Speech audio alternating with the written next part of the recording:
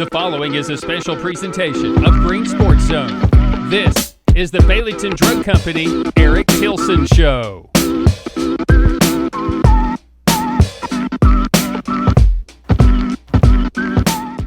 Welcome back to Green Sports Zone. Welcome back to this week's edition of the Baileyton Drug Company Eric Tilson Show, where we cover everything on the Tundra with the North Greene Huskies football team. We'll recap North Greene's Week 2 win over West Greene on the range to start the home year with a 34-0 win, and we'll preview this week's region opener on the road in Sneedville, Hancock County. But first, as always, we need to get a word in from our sponsors first. So thank you to these special sponsors for making this happen. So we'll be right back in just a minute here on Green Sports Zone. The Baileyton Drug Company Eric Tilson Show is brought to you by Baileyton Drug Company, the IHOP at Davy Crockett TA Travel Center, Ashley Drug Center, Gateway Ford Nissan, and by Tommy's Plumbing.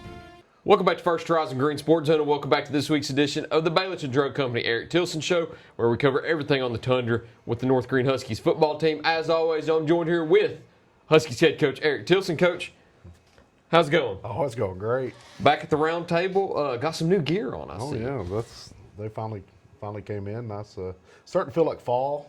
A little bit. It was a little cool on Friday or Thursday night for you all. It wasn't as cool on Friday night, but we don't care about Friday night. Nope. We care about Thursday night. Down here on the Tundra, the home opener, the Green Sports Zone game of the week. You took down West Greene 34-0 for the first win over West Greene since 2006. First time against a county opponent since 2014. As the great Michael Cole said, the streak's over. It's done. It's behind you. You've got that one out of the way. How good did it feel to finally get a win over a county opponent? You know, last time North Greene beat West Greene, I was in high school. That was my senior year of high school. Okay. I was first grade. How about that? None of those kids were even born yet either. You're a young pup. Oh, yeah, it was a long time ago. And did you know the last head coach that beat West Greene was none other than our director of football operations, James Rosenbaum. No, I did not. So he's been on both staffs now. So Okay. he does our PA announcing now for Yeah. our home games. And he kind of handles a lot of off-the-field duties. So he was the head coach last time North Greene beat West Greene. Pretty cool full circle moment. Yeah, that was definitely exciting. So it was a fun night for sure. And there's not many games where you're coming into it and you just play well in all facets. I mean, there's some things we need to correct for future-wise, but when effort's there and we just play hard and we just executed well, good things started to happen. So I was very pleased overall. And I mean, from the opening kickoff until the final whistle sounded, it looked like North Greene had control the whole entire game also. You come out with a few early touchdowns. You stop them on every offensive possession they had and just anything they attempted to do. You controlled the line of scrimmage well, like you said. Very rarely do you win a game where you control all facets as well as you did. What was different about Thursday night? Was it going into it knowing that it was one of those county games where you wanted to get that win, where you were more hungry? What kind of went into Thursday night's game?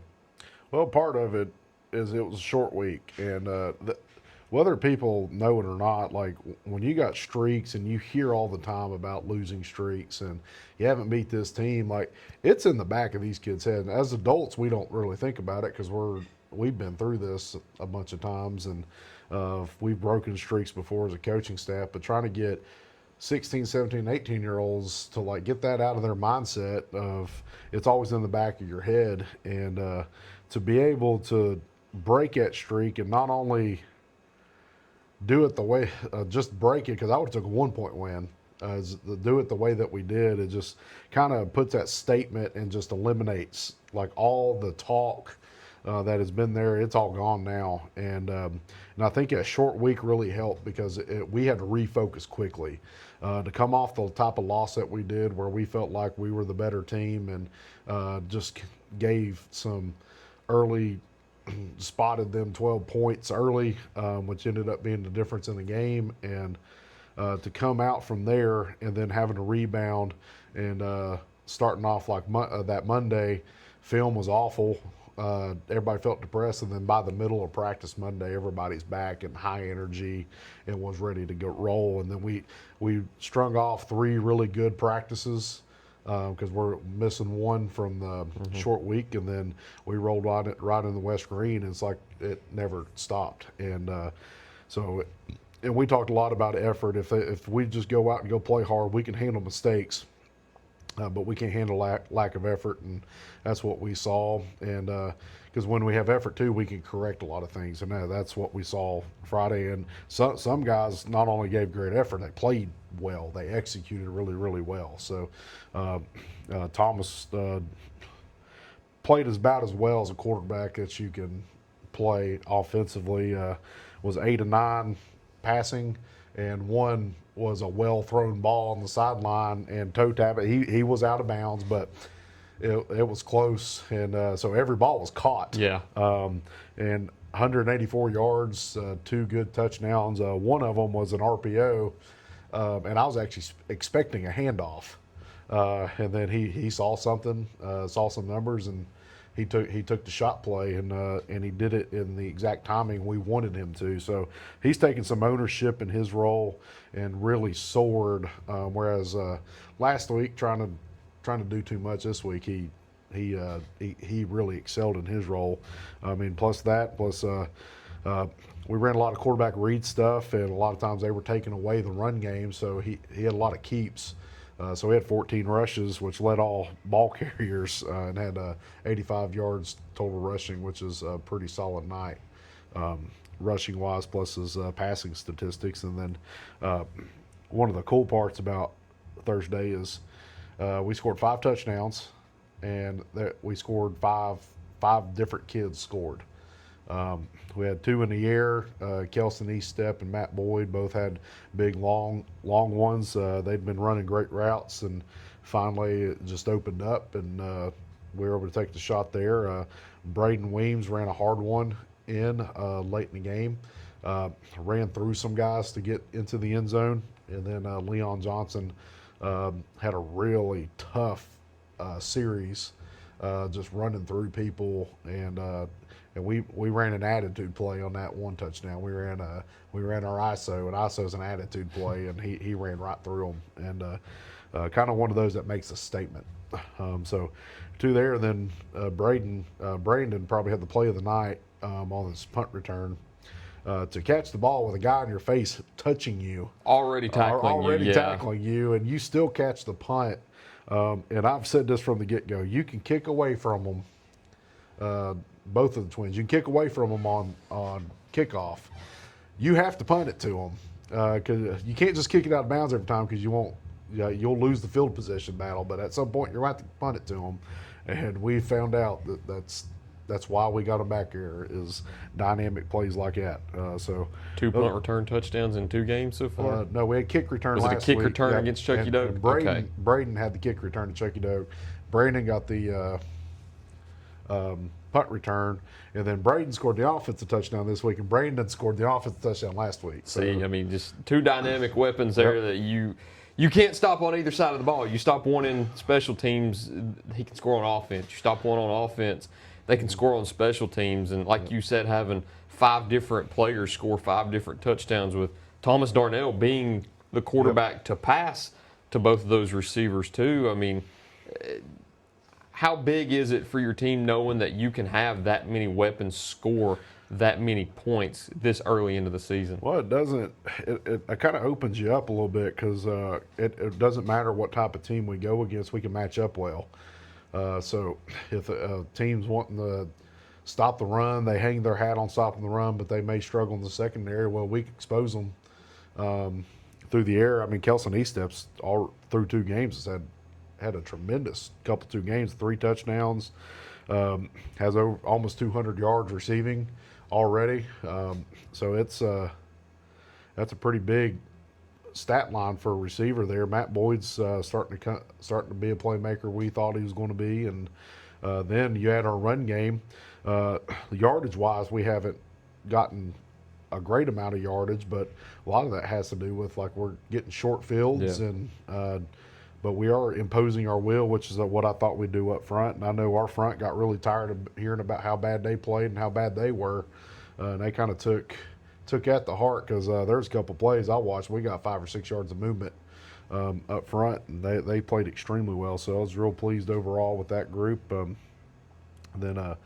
then a guy we got that hasn't got a lot of notoriety. He's kind of included in our own line in terms of what he does blocking wise for us. Is Dylan Gentry has done a great job. So I expect he'll start getting some stats here because people start forgetting about him in the pass game. All of a sudden he'll leak out and he can catch the ball out of the backfield. So kind of a lot of excitement offensively. But I think the big star of the night was our defensive guys to pitch a shutout. It's been a couple years since we've had a shutout, and the last shutout was we've only played half the game, so that was Castlewood, 2023. So we played half the game, so I don't know if that really counts. But this one they played extremely well, and a couple of times they got the ball down into the red zone, and it all starts with Leon Johnson. He played like a man with his hair on fire. Terrific second half. That's one of the best games I've seen a linebacker have wearing a North Greene jersey, at least since I've been here. He was all over the place. Made great reads, great big plays. So linebacker wise, we asked them to do a lot. We asked them to read different guys. We asked them to play a lot in the run game. We asked them to get depth in the pass game. And then one of their jobs was recontain on the quarterback. So if our defensive ends lose contain because they get blocked down on, they lose leverage. Well, our linebacker's supposed to reapply the rush. So they're back in coverage, and all of a sudden they got a read that the quarterback's leaving the pocket. Well, he's gotten really, really good at that. And there's a couple times he forced a sack. On one, he didn't get credit for a sack because he forced the quarterback to step up into the pocket, and then Colton Suggs and Dylan Gentry finished off the sack. Little things like that that you don't see in the stat sheet. They don't get on the stat sheet either. And then another one, he recontained himself and had a big hit in the backfield that set up a negative yard plays. And when you're playing like that, it causes mistakes offensively, like bad snaps, just because they're thinking about where are these kids coming from, and that's what happens when you play with great effort. And he had a few of those throughout the night, and a couple big plays to get some loss of yardage. One fourth down in particular, they end up converting on the fourth down. It's like 4th and 1. They get 1.5, but he lowered his shoulder and stuck the fullback. And it was one of those. It was like, they're not going to run that again because that kid will remember exactly that. And they ran it again later on, and you could tell they were hesitant running through the A gap there. So that was one in particular. Then safety-wise, we had moved Levi Gray into a role this week, especially he'd been a stellar tackler through the preseason and through the first game, and he really shined in that role because we kind of changed. We use a kind of a specialized defense for their wishbone type wing T attack. And he did a great job getting a few tackles for loss from there. So, and then Brandon Weems was another one. He was our tackler of the night. We put him in a position where he's able to run the field, and he finished off the night with 11 tackles. He had 7 solo tackles. That's big. That's impressive. To have that many, that's was the tops of the night there. So, and then our D line played solid all night. Colton Suggs had another stellar game. He had 1.5 tackles for loss and had half a sack. So was definitely pleased with what he did on that night. And then Adam Bernard's quietly having a really good defensive year so far. He finished off with 7 total tackles, which is pretty big for a defensive lineman. So had 1 solo and 6 assists. So got a lot of guys excelling, and one of the happy parts about Thursday is everybody got playing time. So we were able to get everybody in and able to make some plays. And then I can't not talk about defense, talk about one of our freshmen, Charles Price, has kind of stepped up in a major way. We had Blake Hurd playing linebacker, who's done a really solid job, but he's really important on offense. And we're kind of hoping, okay, we need to find another linebacker to be able to spell him some. And Charles came in, did a really, really good job of being kind of that backup linebacker. Well, he started playing so well, they were like, hey, we made you think about like this kid being the guy at this position. So he really stepped up. Still making some freshman mistakes, but he makes up for it in a lot of different ways with a lot of big plays he has, with a lot of great reads that he's been making. And he has some natural instinct to the football, which allows us to, like last week, be able to put Blake down at the defensive line. Especially when they add more bodies down on the front. We were able to add more bodies, and we're able to do that because of kids like that, what they're able to do. And then we had a corner rotation. We took a corner out of the game, so we had a little rotation at corner of different guys going in between Matt Boyd, Thomas Darnell, and Jared Swassel, and they covered pretty solidly all night. So that was big. And then going into the special teams, Juan kicked the ball well on kickoff. Probably the one thing that we really got to work on is operation on field goal. We had some mishaps in there. So I guess technically Juan missed his first extra point, but we didn't catch the snap, and so kind of hesitated from there. So it's kind of a missed operation. The pressure's no longer there, though. So it's no longer there anymore. So, but I'm really happy that our offense is able to pick up the slack. So we were able to go for 2 and able to convert our 2-point conversion from there. So we've missed a couple extra points in terms of PA2, which we need to fix our operation, but we made up for it with our 2-point conversion rate.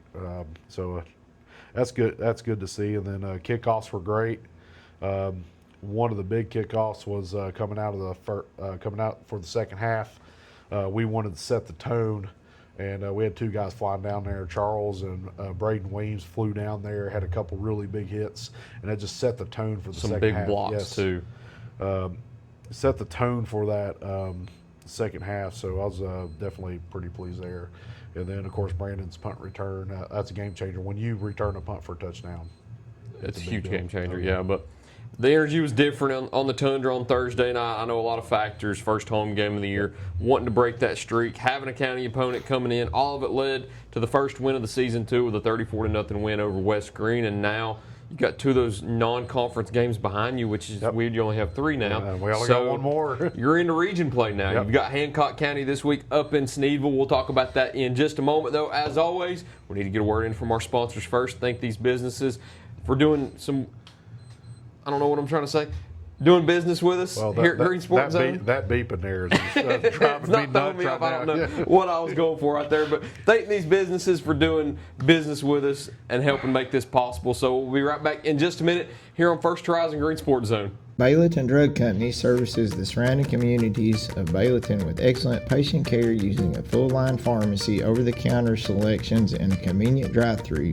When you visit us, you are treated as a neighbor, not a number.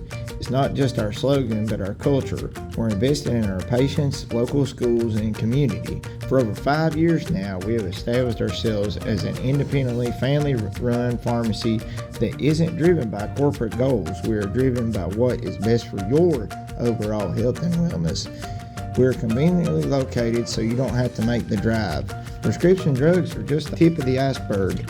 We also offer natural remedies, essential oils, at-home medical needs such as walkers, rollators, bath accessories, as well as wound care products. And coming soon, basic urgent care services. What makes us better than other drugstores out there? When you frequent Baileyton Drug, you will receive professional, courteous, and friendly service that goes above and beyond any other pharmacy in the area. Remember, you're a neighbor, not a number. Tommy's Plumbing has been in business for 30 years, and we're still growing because we treat our customers like family. We are proud to do any job from kitchen faucet installation to a complete home repipe. Tommy's Plumbing offers warranties on most products installed by our technicians. When the job is done, our friendly professionals make sure to clean up. We invite you to visit our new showroom in Jonesboro to see our quality products for yourself. Tommy's is the only one to call when you need a fast, reliable, professional plumber in the Tri-Cities. At many dealerships, you get what you'd expect. Games, gimmicks, and shady sales tactics. At Gateway Nissan in Greenville, expect the unexpected. Low prices, convenient service, and a great buying experience. Get our Gateway exclusive lifetime powertrain warranty. No worries for life. You deserve the unexpected. It's the #1 reason you gotta get to Gateway. Shop online at gatewaynissangreenville.com. Or take the super short drive down Highway 11E to Gateway Nissan in Greenville. Win or lose, it's a family tradition.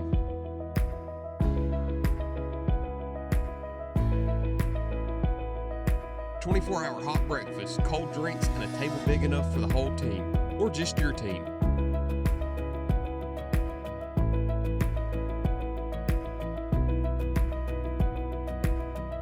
IHOP at Davy Crockett Travel Centers. Breakfast that brings you back. Open 24/7 right off I-81, exit 36. Welcome back to First Horizons Green Sports Zone. Welcome back to this week's edition of the Baileyton Drug Company Eric Tilson Show, where we cover everything on the Tundra with the North Greene Huskies football team. As always, I'm joined here with Huskies head coach Eric Tilson. So you got that first win under your belt this year here at home against West Greene.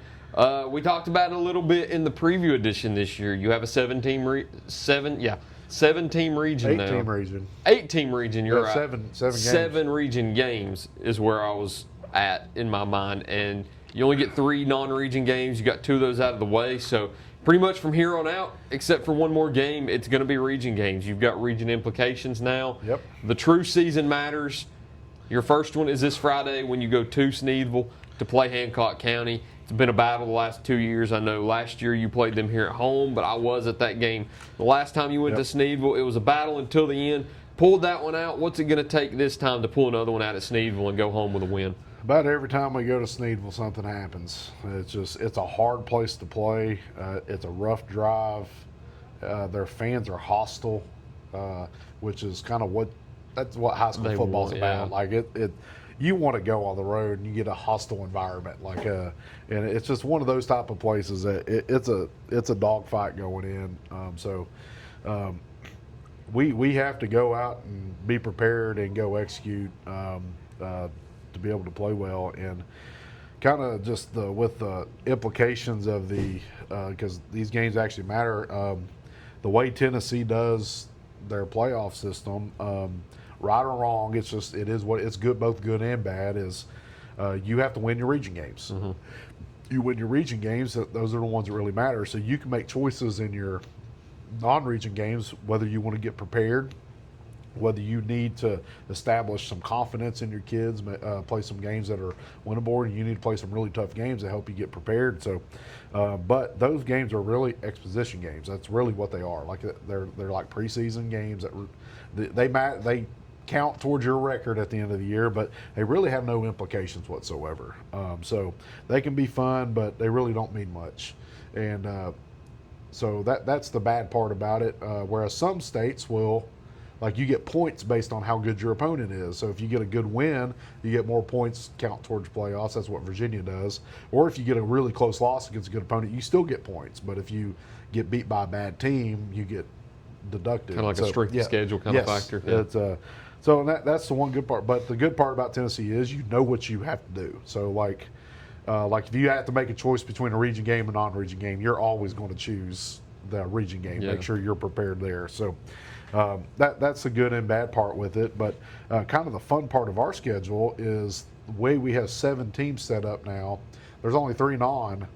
So let's make every single game important. So that's where we decided to go with our local teams and then just let our region games play out. So we're games that matter, and I think that'll help prepare us from there. And now that we've started to have some success, our kids have confidence. Now we can go play tough games, and they're not going to affect us later in the year. So this is one that matters. Yeah, last week was a big win for us, broke some streaks, but now, like I said, the monkey's off the back now. So let's actually go out and go play some good football now.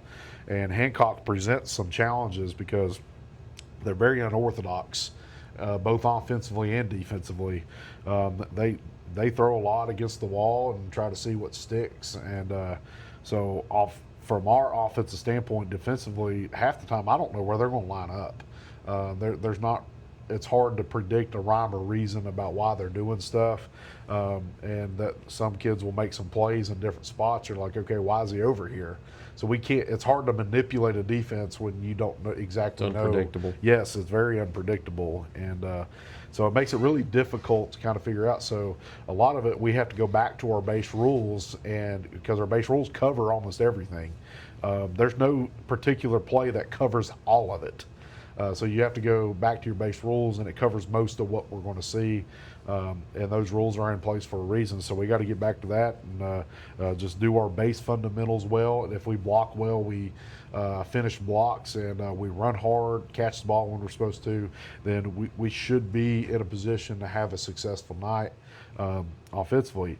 Defensively, they got two main players. They got number 6 and number 7. That could turn into a meme with our kids with that. So I'm not going to do it on here. So I know. So they. I thought of it whenever you said it. I may have done it with a couple kids individually, but I don't want to. I would get clipped quickly, and I'd be on TikTok for forever. So, but number 7 was a kid they had last year. He's the one that scored their touchdown last year. So he's a good ball player, and they try to utilize him quite a bit. But they run a lot of different plays. Like they actually handed the ball off to a guard. Oh, wow. Yeah, their left guard. They handed the ball off to a guard. Pulling guard? Yes, a pulling guard. They handed the ball off. They handed the ball off to the fullback. The fullback handed it off to a guard. Wow. That's the first time I have ever seen that. So you've got to give them credit for ingenuity, trying to find stuff to help them be competitive. I give them credit from there. So they force us to do a lot of checks. There's a few things defensively that you have to have an answer for. One of them is unbalanced. You got to have answers for unbalanced. You got to have unbalanced both receivers and unbalanced with the like tackle over type sets, both stuff that we do. Well, another one is you got to have answers for empty with no backs in the backfield. So you have to have some sort of check in regards to that. So they force us to do all of it.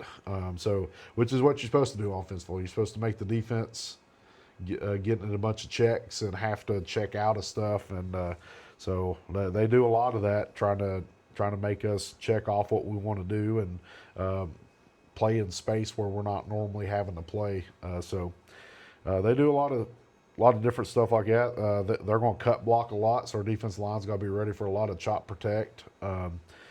So that's, again, another way that they try to neutralize the front to kind of slow down our guys, which it does effectively, because you get cut a couple times, you're going to slow down because, for one, it don't feel very good.